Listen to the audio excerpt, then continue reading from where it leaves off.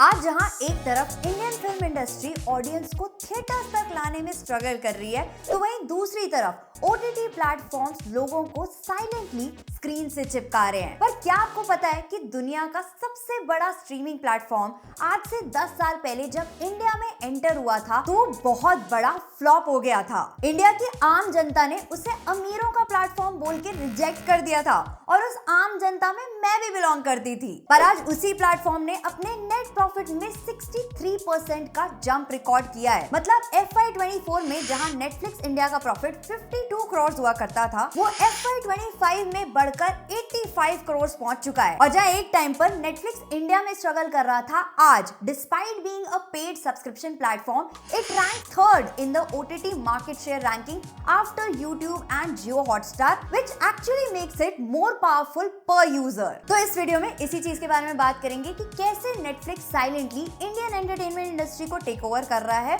और उसके क्या क्या इंपैक्ट्स हो रहे हैं और आगे चलकर ये कैसे इंडस्ट्री को शेप कर सकता है। इसके अलावा 2026 में नेटफ्लिक्स की तरफ से इंडियन वेब सीरीज और कौन कौन सी मूवीज आने वाली हैं और उनमें से मैं किसके लिए एक्साइटेड हूँ उसके बारे में भी बात करेंगे, तो वीडियो को एंड तक जरूर देखना। अब इससे पहले कि मुझे ये काउंटर आए कि OTT मार्केट में आफ्टर यूट्यूब जियो हॉटस्टार का सबसे बड़ा मार्केट शेयर है, तो नेटफ्लिक्स इंडियन एंटरटेनमेंट इंडस्ट्री को कैसे इतना इम्पैक्ट कर सकता है। उस पे मैं यही कहूंगी कि हाँ, 2024-25 में लैंडस्केप जरूर चेंज हुआ था जब जियो ने डिज्नी प्लस हॉटस्टार के साथ मर्जर किया था, लेकिन आज भी जियो हॉटस्टार जो है वो मास मार्केट को कंट्रोल करता है through IPL cricket and daily soaps, while Netflix का जो फोकस है वो ज्यादातर रहता है towards premium and Prestige shows, ऐसे शोज जिनके बारे में सोशल मीडिया पे कॉन्वर्सेशन हो, बातें हो, डिस्कशन हो। और भले ही जियो हॉटस्टार के पास एक जाइंट लाइब्रेरी क्यों ना हो, लेकिन नेटफ्लिक्स के पास एक ऐसा रिकमेंडेशन इंजन है जो उनके लिए किसी सीक्रेट वेपन से कम नहीं है, क्योंकि उनको पता है कि उनको अपने यूजर को रिटेन कैसे करना है by knowing exactly what they would like to watch next. और इसके साथ साथ जो नेटफ्लिक्स के पास सबसे बड़ी एडवांटेज है वो है उनकी ग्लोबल पाइपलाइन। एक जियो हॉटस्टार ओरिजिनल शायद ही न्यूयॉर्क जैसी सिटी में ट्रेंड करेगा, वाइल एक Netflix India original like the railway man often trends in 50+ countries, जो इंडियन क्रिएटर्स को ग्लोबल फेम देता है। और अगर 2026 में नेटफ्लिक्स ने वार्नर ब्रदर्स और डिस्कवरी के कंटेंट इंजन को एक्वायर कर लिया तो एक बहुत मैसिव शिफ्ट देखने के लिए मिलेगा, जहां पर नेटफ्लिक्स के पास Harry Potter, Game of Thrones, DC universe, इस टाइप की फ्रेंचाइजीज होंगी जो उसको डेफिनेटली एक कॉम्पिटिटिव एज तो देगी, क्योंकि जो भी प्रीमियम कंटेंट ऑडियंस है वो अपना बेस जरूर शिफ्ट कर लेगी। और 2026 के लिए ना नेटफ्लिक्स इंडिया ने पूरी तैयारी कर ली है, जहां पर उन्होंने 16 web series, 11 movies and 2 reality shows recently announce किए हैं। मतलब total 29 Netflix India owned content. और सोचो, इसके अलावा जो थिएट्रिकल रिलीज होती है उनके साथ जो OTT डील्स होंगी, मतलब जो बाद में नेटफ्लिक्स पर फीचर होंगी वो अलग। तो नेटफ्लिक्स इंडिया में ऑफिशियली लॉन्च हुआ था ऑन जनवरी 6, 2016, पर लॉन्च के टाइम पर ही नेटफ्लिक्स के कंटेंट और उनकी प्राइसिंग ने ही उनके लिए गहरा गड्ढा खोद दिया, क्योंकि उनके मंथली प्लान्स की प्राइसिंग थी अराउंड 500 to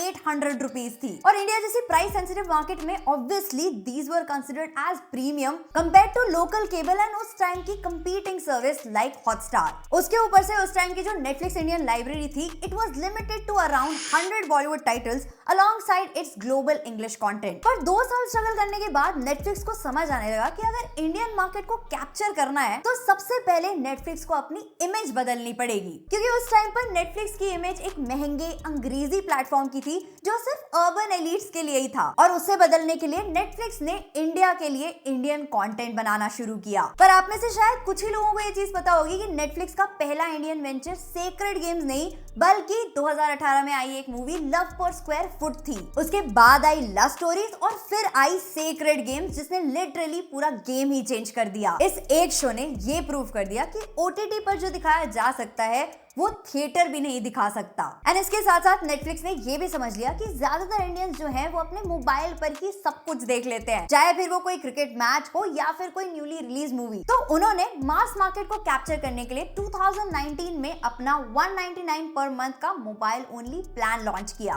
और उसके साथ साथ 3000 करोड़ रुपए इन्वेस्ट किए फॉर लोकलाइज्ड कंटेंट क्रिएशन। और इसीलिए जहां एक तरफ बाकी इंडस्ट्रीज एंड प्लेटफॉर्म्स एक set template based movies and web shows ही बना रहे थे, एक ही जॉनर को घसीटने में लगे हुए थे, नेटफ्लिक्स ने उसका बिल्कुल उल्टा किया। नेटफ्लिक्स ने एक कंटेंट इकोसिस्टम बनाया जहां पर crime thriller, small town romance, women centric narratives, experimental films, reality shows, यहाँ तक कि स्टैंड अप कॉमेडी स्पेशल्स को भी अपनी लाइब्रेरी में इंक्लूड किया। नेटफ्लिक्स ने क्रिएटर्स को एक ऐसी चीज दी जो बॉलीवुड रेयरली ही देता है, क्रिएटिव फ्रीडम। और इस बात का तो इतिहास गवाह है कि जब भी किसी को क्रिएटिव फ्रीडम मिलता है तभी कुछ नया और डिफरेंट निकल कर आता है। इसीलिए आज नेटफ्लिक्स सिर्फ कंटेंट नहीं रिलीज कर रहा है, आज वो डाइवर्सिफाई कर रहे हैं। आज उनके पास हर किसी के लिए कुछ ना कुछ है, फैमिली ड्रामा से लेकर यूथ रोमांसेस तक, लीगल थ्रिलर से लेकर रियलिटी फॉर्मेट्स तक। और इनके साथ साथ उन्होंने regional story telling with a pan India appeal पर भी फोकस करना स्टार्ट कर दिया है। तो इसका साफ सीधा मतलब है कि नेटफ्लिक्स वांट्स एवरी व्यूअर। आज नेटफ्लिक्स अपने रीजनल कंटेंट के थ्रू अपनी रीजनल रीच को पुश कर रहा है, which takes me back into time, क्योंकि एक टाइम हुआ करता था जब नेटफ्लिक्स पर सिर्फ इंग्लिश या हिंदी कंटेंट हुआ करता था। पर आज सिचुएशन पूरी बदल चुकी है। साउथ इंडियन फिल्म्स को ग्लोबल रीच मिल रही है,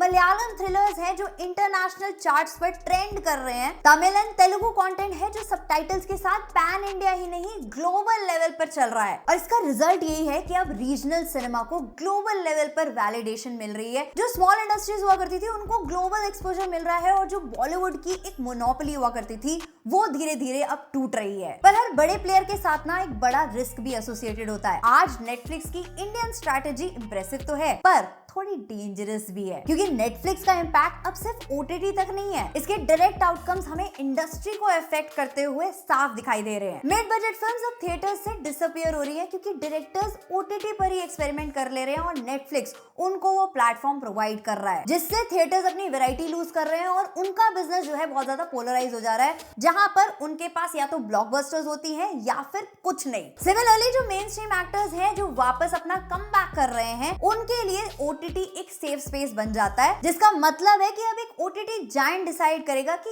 इंडिया के बिगेस्ट सुपरस्टार्स अब कहां पर अपीयर करेंगे। और ये डेंजरस इसलिए है क्योंकि फिल्म्स अब सिर्फ फिल्म्स नहीं रही हैं, वो कंटेंट बन चुकी हैं। अब आपको फिल्म्स एक मोमेंट तो देती हैं लेकिन एक मेमोरी नहीं, क्योंकि आज अगर आप एक फिल्म देखोगे तो कल को आपके लिए 10 नई फिल्म्स, 10 नई वेब सीरीज होंगी। और स्पेशली अगर थिएटर्स खत्म होने लगे तो सिनेमा का जो कल्चर है वो ही कोलैप्स हो जाएगा, जिससे जो इन ओटीटी प्लेटफॉर्म्स का बिगेस्ट मार्केटिंग इंजन है वो ही खत्म हो जाएगा। इसके अलावा Netflix definitely crore of rupees invest करता है इनटू कंटेंट, हाई बजट्स को पुश करता है, लेकिन वो उतनी जल्दी ही किसी चीज को कैंसिल भी कर देता है। अगर कोई भी शो इमीडिएटली परफॉर्म नहीं करता है तो वो कैंसिल हो जाता है, जिसका मतलब है कि किसी भी शो को वर्ड ऑफ माउथ ग्रोथ का टाइम ही नहीं मिलता है, जिस पे इंडियन कंटेंट सबसे ज्यादा डिपेंड करता है। और ऐसे अगर कोई शो कैंसिल हो जाता है ना, तो जो उसका क्रिएटर है उनके माइंड में ये फियर हो जाता है कि हाँ हमें सेफ खेलना है, ज्यादा कुछ एक्सपेरिमेंट नहीं करना है, जिससे अल्टीमेटली क्रिएटिविटी पर ही एक बैरियर लग जाता है। और ऐसे में जो रिस्क टेकिंग सिनेमा है ना, वो फेलियर के डर की वजह से ही